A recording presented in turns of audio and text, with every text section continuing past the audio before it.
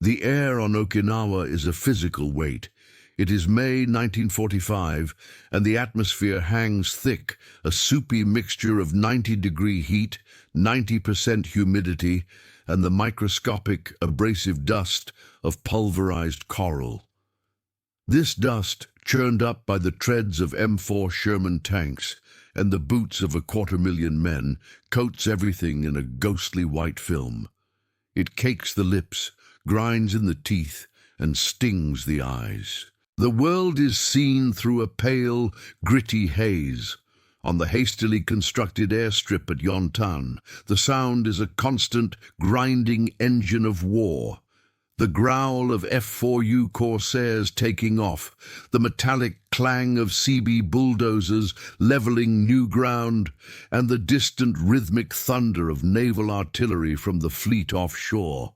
A sound so persistent it has become a form of silence.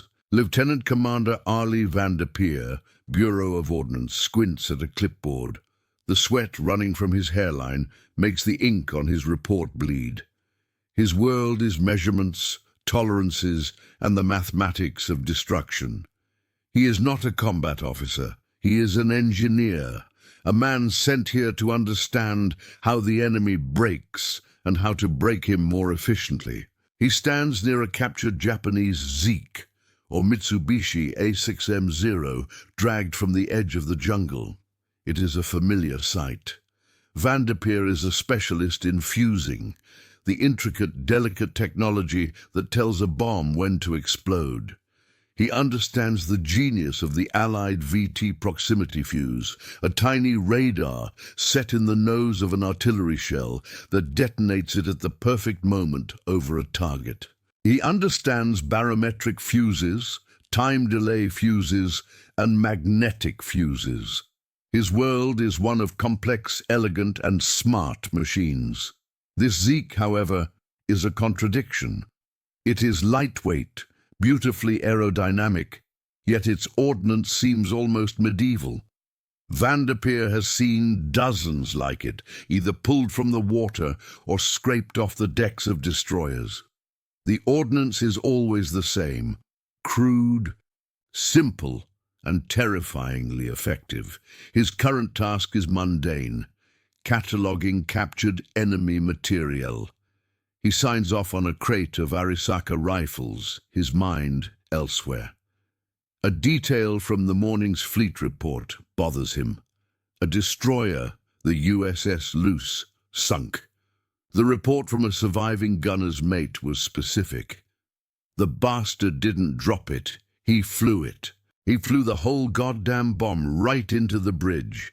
The routine shatters with the arrival of a jeep, skidding to a halt in the coral muck. A young marine driver, his face masked in the white dust, holds out a message flimsy. "Commander, they got one down, mostly intact, up on the Hado Point bluff. Captain says he wants your eyes on it. It's not a Baka bomb, sir, it's something else." Van der Peer folds his clipboard. The drive north is a jarring 90-minute ordeal. They pass columns of infantry, their olive-drab fatigues stained black with sweat. The sound of the naval guns fades, replaced by the whine of mosquitoes and the humid stillness of the jungle. Van der Peer finds himself thinking about the Luce. He thinks about the engineering disconnect. Why build a superb flying machine like the Zero, only to strap a crude bomb to it and fly it into a ship? It is inefficient. It is a waste of a perfectly good pilot and airframe. It violates every principle of ordnance delivery he has ever studied. They find the wreck perched on the bluff overlooking the turquoise expanse of the Pacific. It's not a Zeke. It's a Nakajima B6N, a JIL torpedo bomber. It failed to reach the fleet, likely hit by anti-aircraft fire, and bellied onto the bluff. The pilot is gone, but the payload is not. Van der Peer feels a cold knot in his stomach. The bomb is still there. An 800-kilogram general-purpose bomb, nestled in the semi-recessed bomb bay. But something is profoundly wrong. There is no standard bomb rack. There is no complex electronic release mechanism. The bomb appears to be attached, bolted. Van der Peer runs a gloved hand along the junction where steel bomb casing meets the aluminum airframe. He sees crude, heavy-gauge steel straps. He sees field-expedient welds, sloppy but immensely strong. This bomb was never meant to be dropped. It was meant to be delivered as a component of the aircraft itself. He moves to the nose of the bomb, expecting the intricate, multi-pronged fuse of an aerial torpedo or the delicate cap of an armor-piercing round. Instead, he finds only a simple, domed metal cap. It is a contact fuse, a primitive mechanism that basically functions like a giant firing pin. It is the kind of technology he would expect on a 19th-century artillery shell. "Marine," Van der Peer says, his voice quiet. "Get the kit. I need to see the arming wire." What he doesn't know is that this simple, primitive piece of metal will force him to rewrite his entire understanding of the war. The strategic reality of 1945 is a problem of logistics and physics. For the United States Navy, the war is won through technological superiority. The pinnacle of this philosophy is the VT Fuse Section T project, based at the Applied Physics Laboratory of Johns Hopkins University. Since 1942, tens of thousands of scientists and engineers have worked to perfect a miniature, ruggedized radar transceiver that fits inside the nose of a 5-inch shell. When the shell nears an enemy aircraft, it detects the reflection of its own radio waves, calculates the proximity, and detonates the warhead. It does not require a direct hit. It is a smart weapon, a marvel of mass-produced, miniaturized electronics. This fuse is credited with devastating the Japanese air arms at the Battle of the Philippine Sea and, more recently, with saving the fleet from the aerial V-1 Buzz bomb attacks on London. The Allied war effort is built on this premise, that engineering can overcome human error, that machines can be made smarter than the men operating them, and that victory is achieved by delivering ordnance with maximum precision and minimal human risk. In contrast, the Japanese Empire faces a catastrophic deficit. Its industrial base is shattered. Its veteran pilots are almost all dead, replaced by teenagers with barely 100 hours of flight time. Its conventional air attacks against the American fleet are a study in failure. U.S. Navy after-action reports from 1944 are stark. Analysis of Task Force 58 engagements indicates a Japanese hit rate of less than 2% for conventional dive bombing and torpedo attacks against maneuvering surface combatants. Their bombs are inaccurate, their torpedoes are few, and their pilots are hopelessly outmatched by the radar-vectored American F-6F Hellcats. The Japanese High Command, facing this technological and logistical abyss, approves a new doctrine. It is not an act of spontaneous fanaticism, but a cold, calculated decision. On October 19, 1944, Vice Admiral Takejiro Onishi addresses the pilots of the 201st Air Group. His words are recorded. "In my opinion, there is only one way of assuring that our meager strength will be effective to a maximum degree. That is to organize suicide attack units. Each of you must be prepared to crash your aircraft into an enemy vessel. The operation is codenamed Shinpu Tokubetsu Kogeki Tai, Divine Wind Special Attack Units, or Kamikaze. This is the problem Van der Peer is staring at, though he doesn't yet have the name for it. He's a man from a culture that builds proximity fuses to save its pilots. He is confronting a weapon system engineered by a culture that has decided to expend its pilots as a component of the ordnance. The reports flowing into Pak, Commander-in-Chief, U.S. Pacific Fleet, are filled with confusion. They are technical documents trying to explain a philosophical event. Report USS Bunker Hill, CV-17, 11 May 1945, at 1004, a Zeke. Impacted the flight deck. Detonation was instantaneous. At 1007, a second aircraft struck the ship near the island. Fires were immediate and catastrophic. The engineers reading these reports are baffled. They are looking for a technical failure in their defenses, not a doctrinal innovation from their enemy. The statistics are cold. The data on the clipboard is sterile. But on the picket line, those numbers become human history. The Kikusui, floating chrysanthemum operations, the massed kamikaze assaults off Okinawa, are a new kind of hell. The destroyers on the radar picket stations, numbered 1 through 16, are the tin cans, serving as the fleet's early warning system. They are alone, exposed, and they are the primary targets. The men on these ships live in a state of suspended terror. The sky is no longer a sanctuary, it is the source of death. When the condition red alert sounds and the bogies are painting the radar screens, the gun crews know what is coming. It is not a squadron of planes maneuvering for a clean bomb run.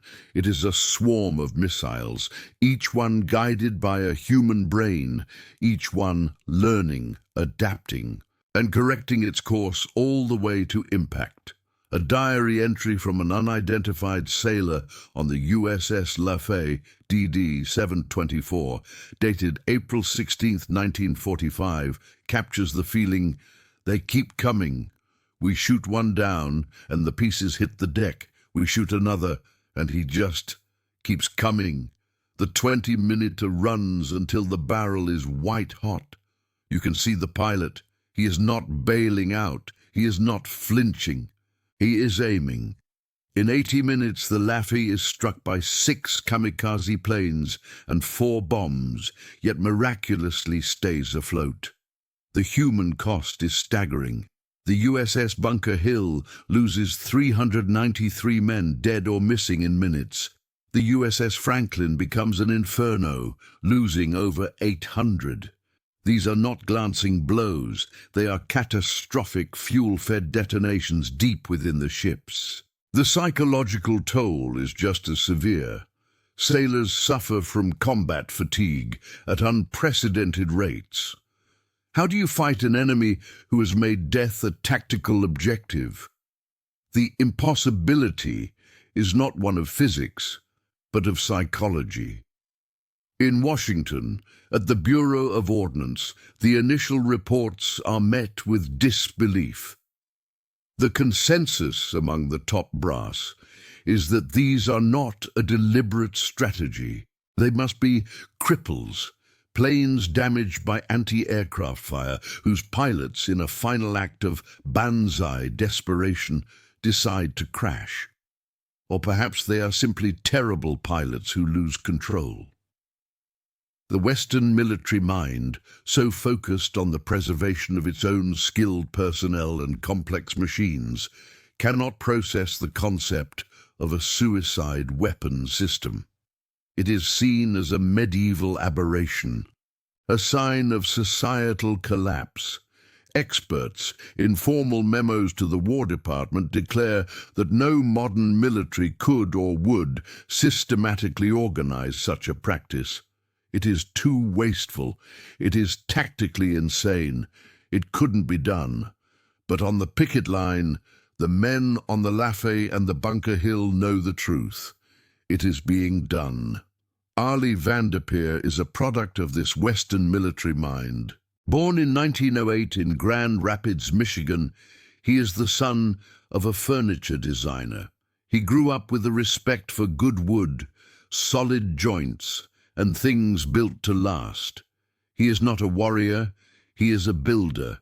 He earned his degree in electrical engineering from the Massachusetts Institute of Technology in 1930, graduating into the teeth of the Great Depression. He found work not in the ravaged civilian sector, but with the U.S. Navy, which was quietly, methodically modernizing.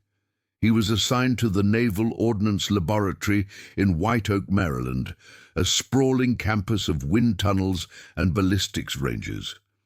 His entire professional life has been dedicated to a single guiding principle: making weapons smarter so that the men using them can be safer.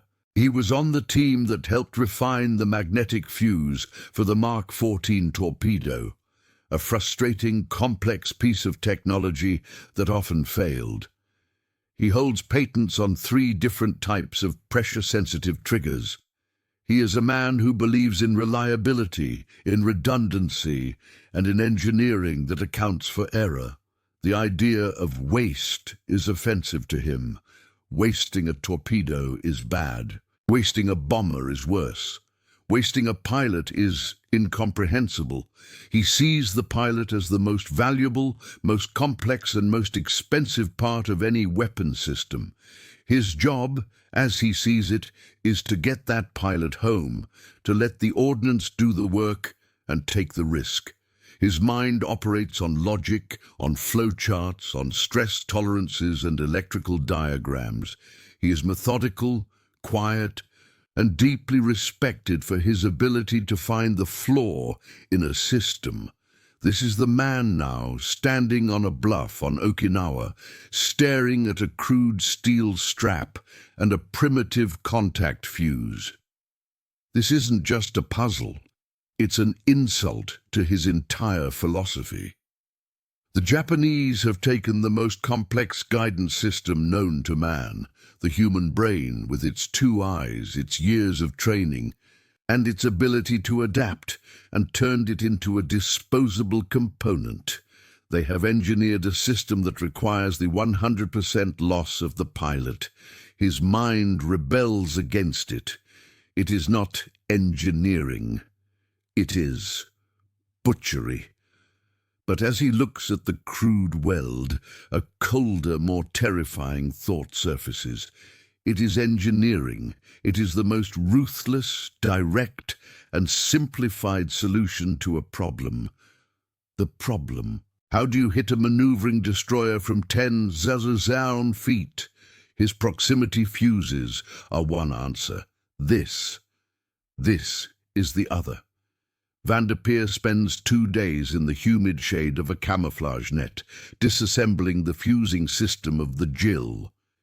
He is meticulous, sketching every component, photographing the wiring and bagging fragments. The mystery deepens. The fuse is as primitive as it looks. It's a simple impact trigger, a heavy firing pin held back by a shear wire.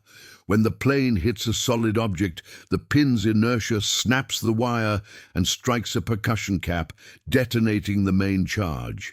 It is brutal, simple, and has almost 0 chance of mechanical failure.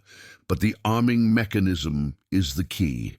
In an American bomb, the fuse is armed by a complex propeller on the nose or tail, which spins as the bomb falls, engaging the detonator after a safe distance. It is an automatic mechanical process. Here, Vanderpeer finds a simple cable. It is not connected to any automated system. He traces it back from the fuse, through a rough-cut hole in the fuselage and into the cockpit. It ends in a simple wooden T-handle tied to the instrument panel. The pilot was meant to arm the bomb manually, just seconds before impact. This discovery is the idea. It is the moment his entire perspective shifts. This isn't a bomb attached to a plane. This is the plane. The pilot is not just the guide. He is the final component in the firing circuit. He is the fuse. Vanderpeer feels a chill despite the heat. They have engineered fanaticism. He takes his sketches and the fuse assembly to his superior, a captain in charge of technical intelligence at Kadena. The captain, a gruff man preoccupied with logistics, thumbs through the report.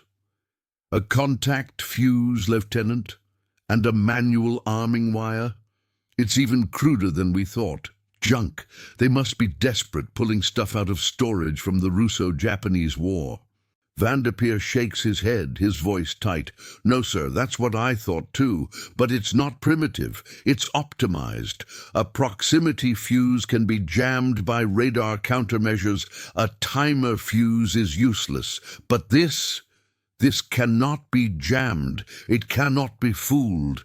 The only way to stop this bomb from exploding is to stop the pilot from pulling that handle. The captain leans back, annoyed. What are you saying, Arl? That this is better than our fuses? No, sir, I'm saying it's a different philosophy. They've replaced the electronic circuit with a human one. They've taken a 2% hit probability and, by sacrificing the pilot, raised it to, I don't know, 50%, 60%. They've created the world's first effective guided missile, and the guidance system is the pilot himself. The captain stares at him. That's the stupidest and most horrifying thing I've ever heard. You're an engineer, Vanderpeer. Stick to the mechanics. Find me a technical countermeasure. Don't bring me psychology. Vanderpeer is dismissed, but he knows the captain is wrong. The mechanics and the psychology are the same thing. Vanderpeer knows he cannot convince the brass with sketches alone. He needs to prove his hypothesis. He needs to show them that this primitive setup is a deliberate, repeatable, engineered system. He commandeers a corner of a CB maintenance depot at Yontan, a vast open-air workshop filled with the smell of welding torches and motor oil. He needs an ally, someone outside the rigid chain of command. He finds him in Corporal Diaz, a Marine Ordnance disposal technician. Diaz is young, cynical, and has spent the last month defusing Japanese booby traps. He has a healthy disrespect for officer theory and a deep, practical knowledge of enemy ordnance. "Lieutenant," Diaz says, wiping grease from his hands, "you're telling me you want to reassemble this thing, the one you just pulled off the bluff?" "I'm not going to arm it," Vanderpeer clarifies. "I need to understand the failure points, or rather, the lack of them." For 3 days, they work under a flapping canvas tarp, shielded from the sun and the casual observation of senior officers. The heat in the tent is suffocating. They lay out the components of the Jill's bomb, the 800-kilo casing, the simple picric acid explosive filler, and the fuse assembly. They examine captured ordnance from other wrecks, a Val dive bomber, a Zeke fighter. The pattern is consistent. Different airframes, different bombs, but the same principle: hard-mounted ordnance, minimal release mechanisms, and a terrifyingly simple firing train. They focus on the Jill's fuse. Vanderpeer and Diaz meticulously rethread the manual arming wire from the fuse body, through the fuselage, and into the salvaged cockpit. They rig up a dummy percussion cap. "Okay," Vanderpeer says, standing by the nose. "You're the pilot. You're in your dive. You're coming in at 300 knots. The 40mm shells are all around you. Pull the handle." Diaz, sitting in the battered pilot's seat, gives a sharp tug on the wooden handle. The cable snaps taut. In the nose assembly, a small retaining pin slides back smoothly. A click echoes in the humid tent. The firing pin is now live, held back only by the thin shear wire, ready to be triggered by the slightest impact. "Now," Vanderpeer says, his voice low, "look at the setup. What if you're hit? What if the plane is damaged? Diaz examines the cable. Doesn't matter, the cable's shielded. Even if the wing's off, as long as I can pull this, it's armed. Van der Peer nods, picking up a hammer. And impact? He taps the pressure plate on the fuse's nose. The shear wire snaps and the heavy firing pin slams forward with a dull metallic thud. It is instantaneous. It is perfect. Diaz whistles, long and low. Jesus, Lieutenant, it's a foolproof or suicide-proof. There's no way for this not to work. Van der Peer looks at the elegant, simple and brutal machine. That's the test, he says. It's not a bad fuse, it's a perfect fuse, if you don't plan on coming home. The failed attempt is Van der Peer's first formal report to the Bureau of Ordnance. He transmits it via teletype, a dry technical document describing fuse mechanics, shear wire tolerances, and manual arming cables. The response he receives 2 days later is dismissive. Buord acknowledges report. Japanese fusing technology deemed inferior and retrograde. Focus remains on Allied VT fuse superiority and production. They are not listening. They see the components, but they do not see the system. They are a room full of watchmakers, and he is trying to describe to them a sledgehammer. He realizes he has been speaking the wrong language. He has been focused on the hardware, but the true innovation is the software. The breakthrough comes in that stifling hot maintenance tent. Van der Peer looks at Diaz, then at the reassembled fusing system. He tears up his old report. He starts a new one, on a fresh yellow legal pad. He changes the title. He no longer calls it Analysis of Japanese Type 99 Bomb Fusing. He relabels it Preliminary Analysis of the Toko Human-Guided Missile System. This single change in terminology reframes the entire problem. He stops comparing the JIL to a B-25 bomber. He starts comparing it to the nascent German V-1 or the US. Navy's own Project Anvil, the experimental TV-guided glide bombs. He describes the pilot not as an aviator, but as a bioorganic guidance component. He argues that the primitive fuse is not a flaw, but a feature, a deliberate choice to ensure 100% reliability at the point of impact, eliminating all the complex variables of a smart weapon. He describes the Kamikaze not as a desperate act, but as a platform. The plane is the airframe, the bomb is the warhead, the pilot is the guidance computer, and the fuse combined. He quantifies it. This system trades the 100% loss of the guidance unit for a potential 50-fold increase in hit probability over conventional bombing methods. He shows the new report to Diaz, who reads the first page, his eyes wide. Jesus, Lieutenant, bioorganic guidance component. You're going to give the spooks in DC a heart attack. It's the only way they'll listen, Van der Peer says, his pencil scratching furiously. It's not primitive, it's efficient, terrifyingly efficient. And we have to stop treating it like a morale problem. If stories like this fascinate you, stay with us. The next chapter of wartime innovation might surprise you. The new report, transmitted with its alarming and detached engineering language, gets a different reaction. It lands on the desk of a rear admiral with Sinspac's intelligence division. Van der Peer is summoned not to a maintenance depot, but to a command meeting in a cavernous, sandbagged Quonset hut at naval headquarters. The air is cool, stirred by electric fans, and smells of coffee and insecticide. The room is filled with senior officers, captains, commanders, and intelligence analysts whose faces are pale from working under electric lights. They are the men who manage the war by maps and statistics. Van der Peer feels out of place, his khakis stained with grease and coral dust. A commander from Naval Intelligence, a sharp man with wire-rimmed glasses, holds Vanderpeer's report. "Lieutenant Commander Vanderpeer," the intelligence officer begins, his voice skeptical, "your report is dramatic. Human-guided missile. You're drawing a parallel to the German V-weapons. That implies a level of industrial organization and technical doctrine we have not, as yet, been willing to attribute to these Toko attacks."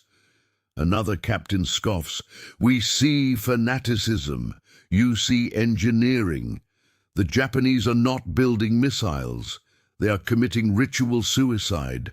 It's a matter for the chaplains, not the engineers." Vanderpeer stands his ground. The months of heat, dust, and frustration coalesce into a cold, precise anger. He walks to the front of the room, to a map of the fleet's picket stations. "Captain Commander, with respect, you are misunderstanding the weapon. We are looking for a complex piece of German-style technology, and we are missing the terrible simplicity of what they have achieved." He holds up the simple domed contact fuse he salvaged from the Jill. "This is what you call primitive. I call it perfectly reliable. Our own VT proximity fuse is a miracle, but it can be jammed by radar countermeasures. A barometric fuse can be fooled by rapid altitude changes. A timer fuse is useless against a moving target. This," he taps the fuse, "this only has to work once, and it will work. The Japanese have not failed to invent a smart fuse. They have chosen not to use one. They have replaced millions of dollars of electronics, wiring, and sensitive triggers with one man. That man is the guidance system. He is the proximity sensor. He is the final arming switch. We are fighting a weapon that can think, that can adapt in its terminal phase, and that cannot be electronically jammed. Gentlemen, we are not fighting desperate pilots. We are fighting the most effective anti-shipping missile ever deployed." The room is utterly silent. The officers are no longer looking at a grease-stained engineer. They are looking at a man who has just given their worst nightmare a technical designation. The intelligence officer slowly closes the report. "Your recommendations, Lieutenant Commander?" "Change the doctrine," Vanderpeer says. "We have to stop shooting at the plane. The plane is just the delivery vehicle. Our gunners must be retrained. They must aim for the cockpit. They must kill the guidance system. If you damage the engine, he will still glide into you. If you take off a wing, he will still steer the wreck. You must kill the pilot." The meeting dissolves. Vanderpeer's report is formally filed, but the tactical memorandum that stems from it is circulated to the fleet within 48 hours. The scene shifts from the sterile command hut to the violent, chaotic deck of a Fletcher-class destroyer, the USS Hugh W. Hadley, DD-774, on Radar Picket Station 15. It is May 11th, 1945. The ship's gunnery officer, a young lieutenant, has just read the new tactical brief. He finds it chilling, but it makes a terrible kind of sense. When the radar operator screams, "Bogies, 24 bearing 310, Angels 20, the gunnery officer gives a new command. "All mounts, listen up. We are not targeting engines. Repeat, we are not targeting engines. Aim for the cockpit. Kill the pilot. That's the only way." The sky fills with attackers. The 5-inch guns bark, their proximity-fused shells shredding the first wave. But others get through. A Val dive bomber, trailing smoke, wobbles in its dive, aiming not for a drop, but for the bridge.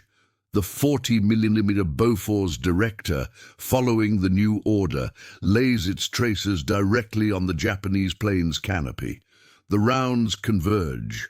The cockpit explodes in a cloud of metal and fluid.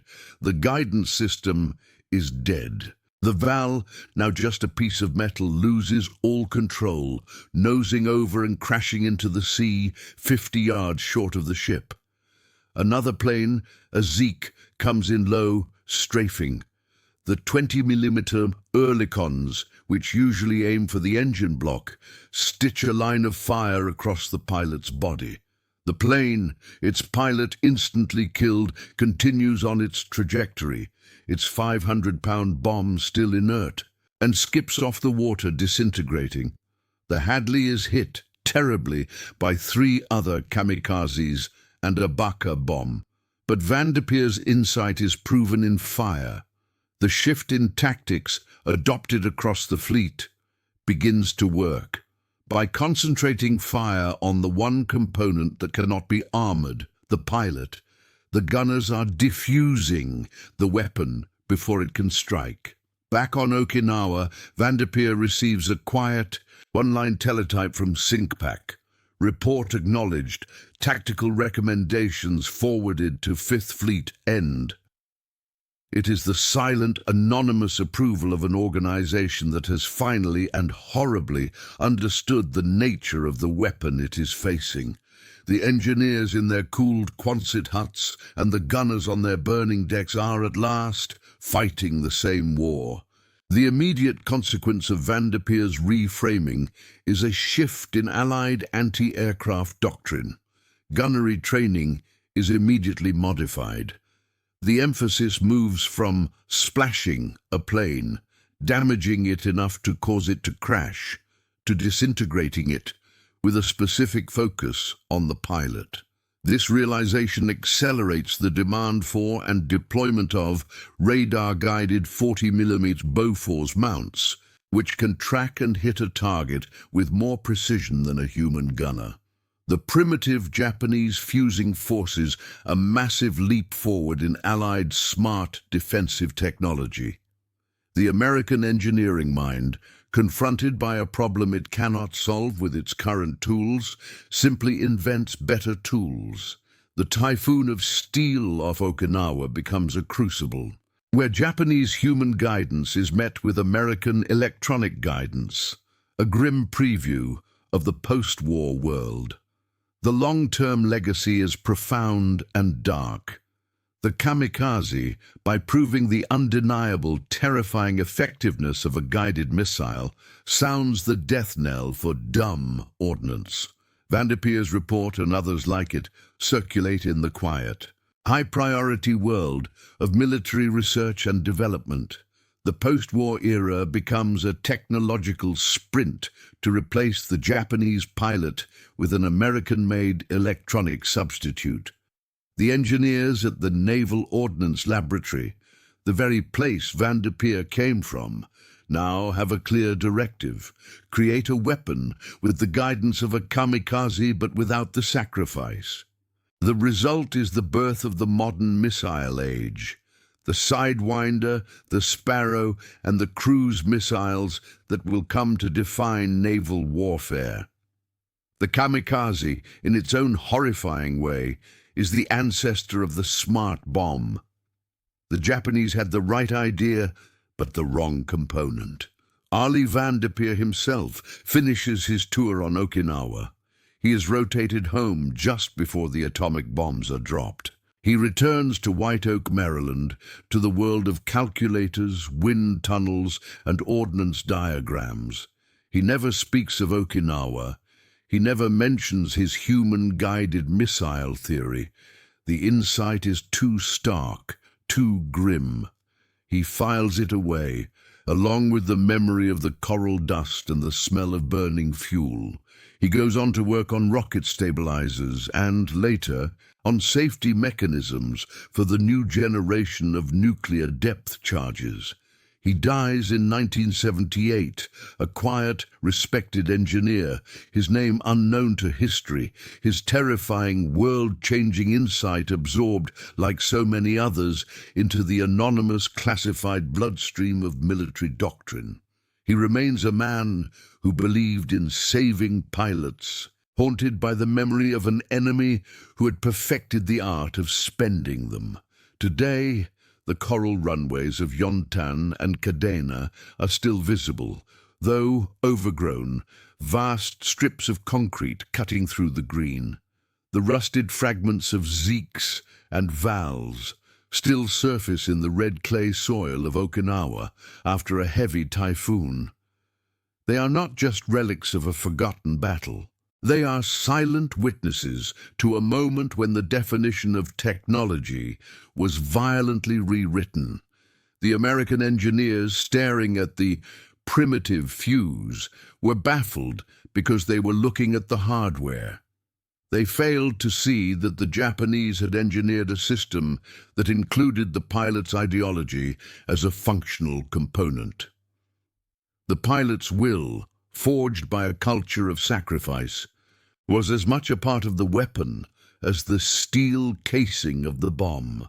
This is the enduring, chilling lesson of the kamikaze. True innovation is not always a linear path toward complexity. It is not always about microchips and radar. Sometimes, innovation is the brutal, terrifying simplification of a problem. The Japanese, facing a problem they could not solve with physics, solved it with philosophy. They cut through the complexities of guidance and fusing by sacrificing the human. In our modern age of autonomous drones and AI-guided weapons, we are still chasing the same principle that Van der Peer identified on that bluff.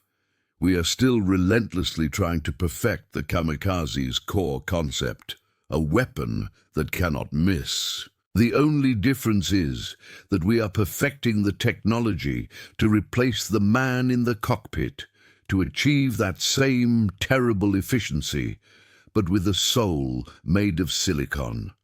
Every great idea begins as an act of defiance against impossibility. What impossible ideas do you think could change the world?